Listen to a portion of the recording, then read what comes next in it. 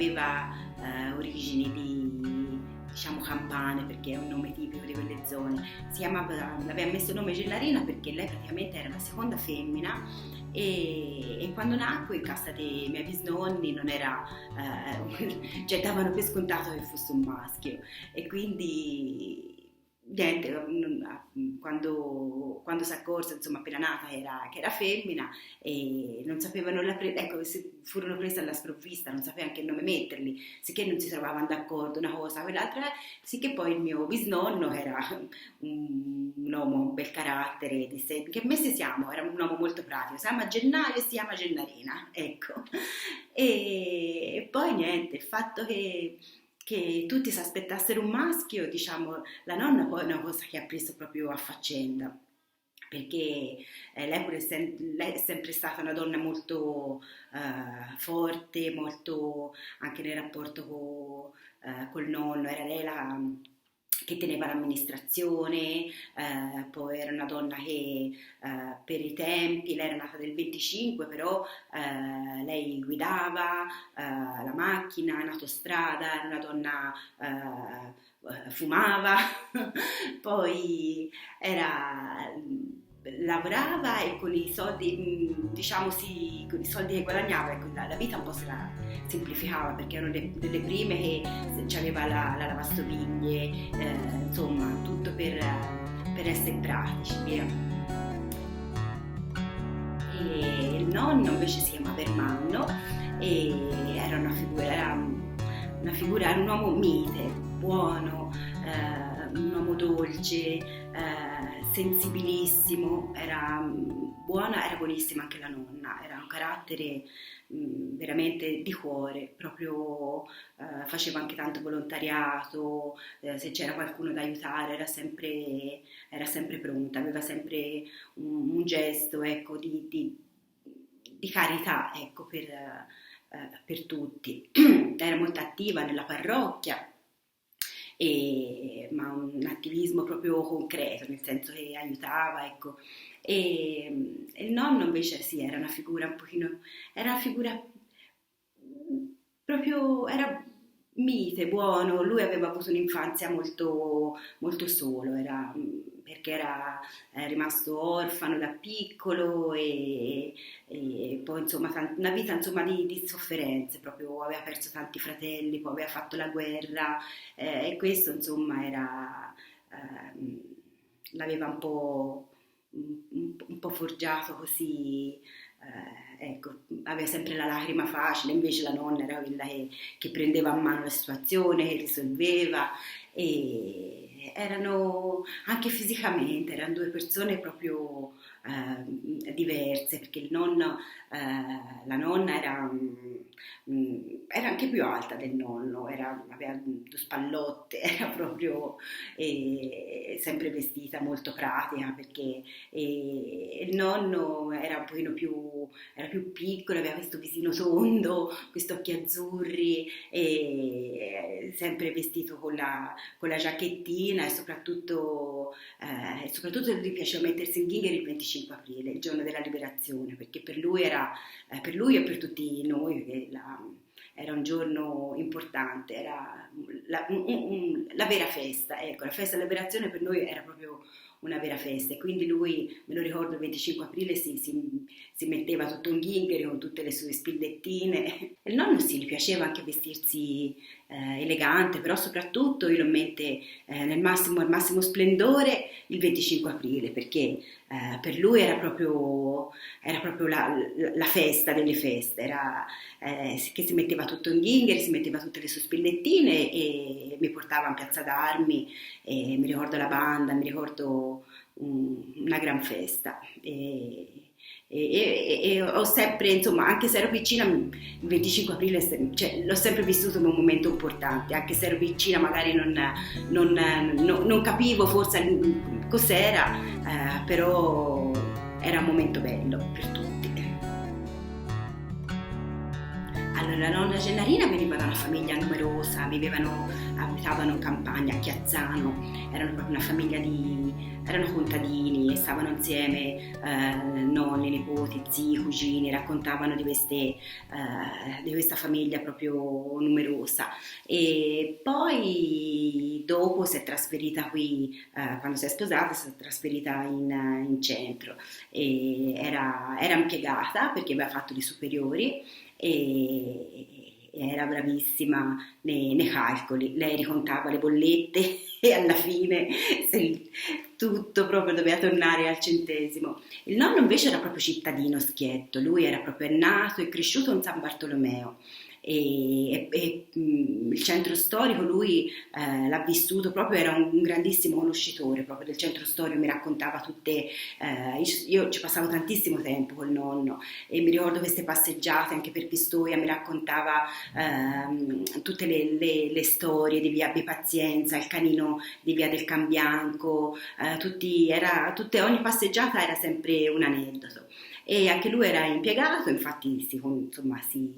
conobbero i nonni al lavoro, e in più aveva un grandissimo hobby che però era un secondo lavoro, perché lui era molto attivo nell'organizzazione del ciclismo. Non era sportivo lui, però gli piaceva, stava dietro all'organizzazione. Quindi mi ricordo che del nonno dietro a questa cosa soprattutto la macchina da scrivere. Io quando entravo in casa dei nonni sentivo sempre il ticchettio e scriveva articoli, organizzava, però ecco, il carattere suo è sempre stato dietro le file, ecco, non era mai per esporsi, lui lavorava, trafficava e niente. Però poi quando è morto l'hanno messo, la notizia, ecco, fu data anche sulla civetta, proprio come Cappellini, un pezzo grosso via del ciclismo. E questo amore per Pistoia al nonno, io invento una cosa. Io quando l'anno dopo il liceo io ho voluto fare un'esperienza, sono andata a Londra a lavorare, sono andata proprio in teoria dovevo andare a imparare l'inglese poi però insomma era un'esperienza formativa, diciamo, e lavoravo in un albergo e praticamente niente, sono stata lì 5 mesi e il nonno mi mandava le cartoline da Pistoia mi mandava le cartoline perché io sono sicura,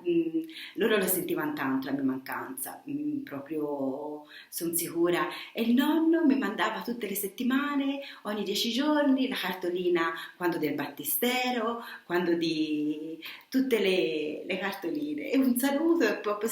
stringato, non tanto svenevole, però. E quando mi arrivavano queste cartoline proprio non lo so, voglio dire, mi si allargava il cuore, però ero felicissima. Bellissimo. Davvero, mi mandava le cartoline da Pistoia. Cioè, invece te di mandargli le cartoline Sì, da Londra, sì, lui sì. se le mandava da Pistoia. E più un saluto, sì. Ma me li mandavo tipo ogni 10 giorni, un modo per starmi vicino, perché io li sono mancata tantissimo. E io lì in quel momento ero lì, pensavo a tutto tranne che a tornare a casa. E io quando ero là ovviamente avevo 20 anni, era questa esperienza bella, insomma, a tutto pensavo fuorché di tornare a casa. Per me Pistoia era lontana 1000 miglia, sapevo insomma sarei dovuta tornare, che quella è una parentesi, però me la stavo vivendo proprio al 100%. E quando mi arrivava la cartolina del nonno mi riportava a casa, mi riportava ai miei affetti, che là non ci pensavo mai, ecco. Se no quando arrivava il nonno con la calligrafia del nonno mi risentivo, non lo so, mi ricentravo. Sì, io quando penso a mia nonna penso, cioè la cosa che sento più di tutte è la tenerezza. la tenerezza e la protezione anche. Una tenerezza che io sì, ho due figlie, quindi è ovvio che ci sono momenti, ecco, che insomma, tenere anche con loro, però i nonni, una tenerezza di, ecco, sentirmi sempre protetta, proprio tenerezza e protezione anche, perché veramente mi sentivo con loro, un momento, ecco, quando ero in casa dei nonni mi sentivo proprio protetta, anche se cioè, in casa non c'era, cioè, con i miei insomma era un buon rapporto, insomma niente, però ecco, era come se fossi proprio in un nido, proprio la tenerezza nei modi di fare, nelle cose, non lo so, il modo con cui ecco, si rivolgevano nonni era un modo che non si ritrova in nessun altro rapporto. Allora, la casa in cui vivevano i miei nonni è la stessa praticamente dove stanno ora i miei genitori e quindi io tante volte ho dei frammenti, ho delle immagini che me li ricordano, ma non solo me li ricordo non solo in atteggiamenti o così, ci sono proprio le cose che mi ricordano nonni, ci sono ancora, per esempio, c'è la nonna cuciva, ricamava, era bravissima a ricamare e aveva questa scatolina dei fili che teneva il cantuccio, lei lo chiamava, mi va nel cantuccio, mi faceva, che lì c'era sempre qualcosa e questa scatola di fili è lì e è la stessa che usa ancora la mamma mia che è stata allieva, fra virgolette, della mia nonna, che era la nuora, però i miei genitori sono sposati, sono messi insieme giovanissimi, quindi la mamma mia è entrata nella casa dei miei nonni giovane giovane e l'ha tramandato questa cosa qui e si sono passate questa scatolina dove ci sono sempre tutte. Sì, c'è questa scatolina che loro si sono tramandate e ogni tanto gli si dà un'abitatina, si riaggiusta, però è quella. E la mia mamma uguale la tiene nello stesso posto e quando ha da fare qualche urlo o qualcosa, perché noi siamo sempre, siamo in quattro e ogni tanto c'è bisogno di qualche manutenzione, si fa vai lì nel cantuccio, piglia nel cantuccio la scatolina e lì c'è e la scatola di latta con bottoni che era la scatola dei biscotti, invece dentro c'erano bottoni e chincaglierie varie e anche quella è rimasta lì allo stesso posto. Allora io come nonni ci trascorrevo veramente tantissimo tempo e soprattutto allora i primi anni è una cosa un po', era un'anomalia per il tempo, però i primi mesi proprio, perché la mia mamma insegnava e rientrò dopo pochi, insomma io avevo pochi mesi e rientrò a lavorare e io rimasi col nonno, il nonno mi ha tenuto lui i primi mesi perché tutte le donne erano al lavoro, la nonna lavorava, è andata in pensione quando io avevo 3 anni e addirittura avevo la bisnonna che lavorava e quindi invece il nonno era col fatto insomma della guerra, insomma tutto era andato in pensione prima e niente, stavo con lui e era proprio e sapeva fare tutto, era proprio un accudimento proprio totale e poi con i nonni stavo tantissimo d'estate anche perché loro erano riusciti a comprarsi una casina al mare a Tonfano e la casina dove ancora noi si trascorre le vacanze, dove le mie figlie hanno trascorso le loro vacanze, è una casina piccina però è una sorta di tempio quello proprio dei nonni, perché lì ecco ancora più che a casa ci sono tante cose, addirittura mentre c'è un cassettino del nonno dove c'è le settimane enigmistiche, ci sono gli occhiali da sole ecco, e quando sono lì, sì, quando sono lì li vivo, è come se proprio,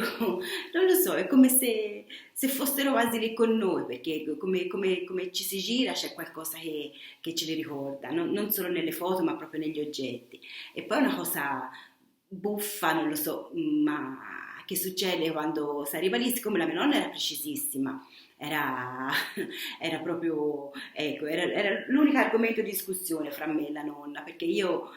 non ero proprio il massimo della precisione, che così si sbattezzava un pochino. E ovviamente quando si era al mare, insomma, la nonna ci teneva tanto, ecco, agli armadi, tutto per bene, così. E quando siamo lì al mare anch'io divento precisa. Io divento precisa, ma soltanto alla casa al mare, perché è come se, non lo so, non lo so, come se buttando all'aria è come se gli mancasse ancora di rispetto, non lo so, mi dà questa sensazione, però una sensazione bella comunque, non di fare una cosa fatta bene, ecco. E anche al mare sì, i ricordi sono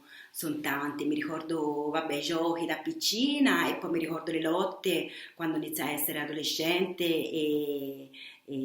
ecco, le lotte sugli orari, così, e l'ho in mente,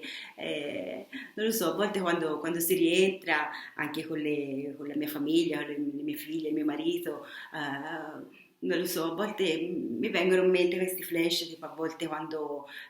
rientravo magari la sera tardi, la notte tardi, a volte e lì io zitta zitta, fatta fatta e mi ritrovo la nonna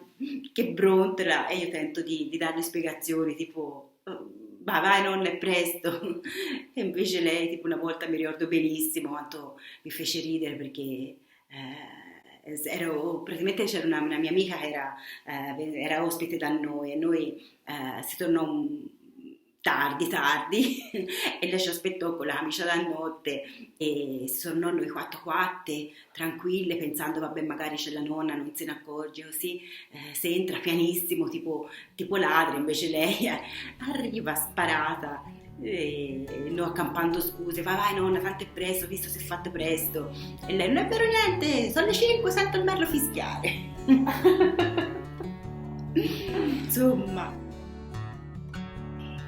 Allora, la nonna era molto schietta, lei quello che doveva dire te lo diceva, a volte come dice arrivava prima all'osso che alla ciccia, nel senso senza tanti giri di parole, anche in maniera molto sbrigativa, proprio il nonno invece non si esponeva mai, il nonno borbottava. Il nonno tu capivi che c'era qualcosa che non ritornava perché lui borbottava e la stessa cosa lo vedo sta facendo il mio babbo. Il mio babbo quando c'è qualcosa che non ritorna non si esprime proprio chiaramente, però borbotta tantissimo. Infatti quando fa così la mamma fa uguale al suo babbo. E il nonno e borbottava tantissimo. Alla fine, poi, quando il nonno è morto proprio di vecchiaia, lui alla fine aveva proprio, si è spento proprio pian pianino, non aveva più, ecco, anche per comunicare, parlava poco, però quel poco che voleva dire si riusciva a capire. Mi ricordo alla fine, proprio anche quando lui, ecco, era proprio queste idee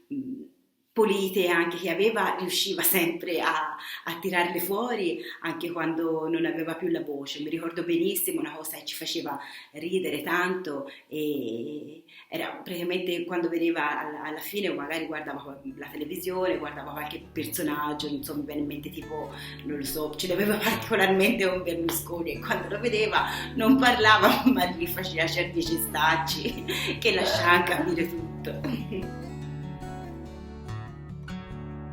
Allora, i miei nonni materni chiamava il nonno Sauro e si chiama la nonna Franca perché è ancora con noi e è una bisnonna giovanissima perché ebbe la mia mamma a 17 anni, la mia mamma a me a 20, quindi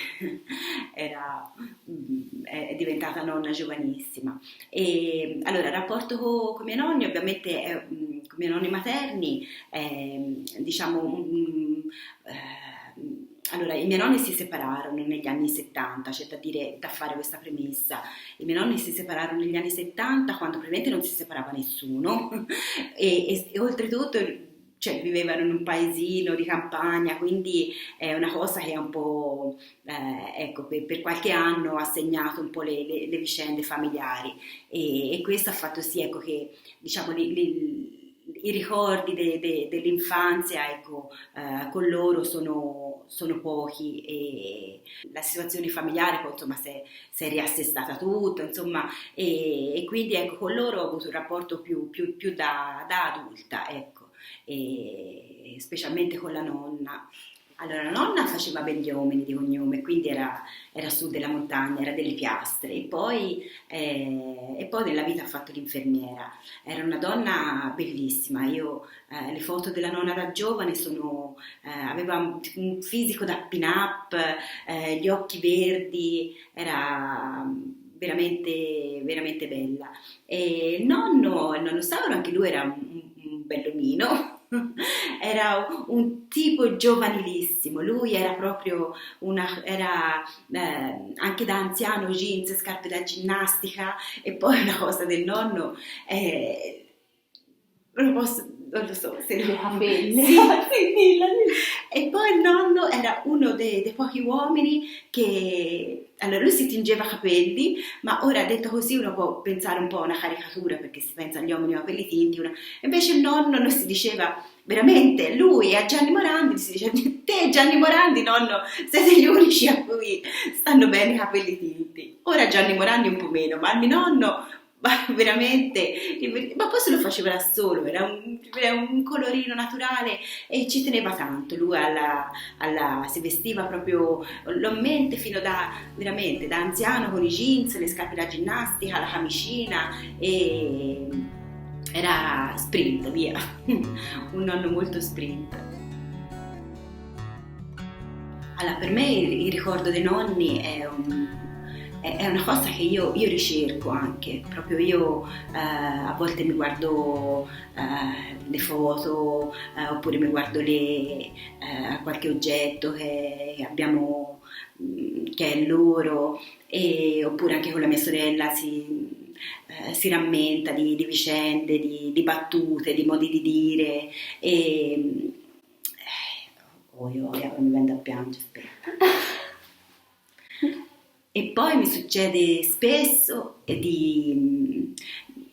spesso, ma non spesso quanto vorrei succedesse più spesso, che me li sogno e quando mi sveglio ho proprio questa sensazione di dire Madonna, fosse durato un pochino di più, però e mi sveglio sempre con questa sensazione di pace, proprio di benessere. È la stessa cosa che provo anche a parlare. Io quando parlo dei nonni proprio mi si allarga, cioè, no, non so, mi si allarga il cuore. Quando parlo dei nonni sto bene perché mi sento bene, è una cosa che mi fa stare bene e mi sento felice a parlarne e quando ripenso.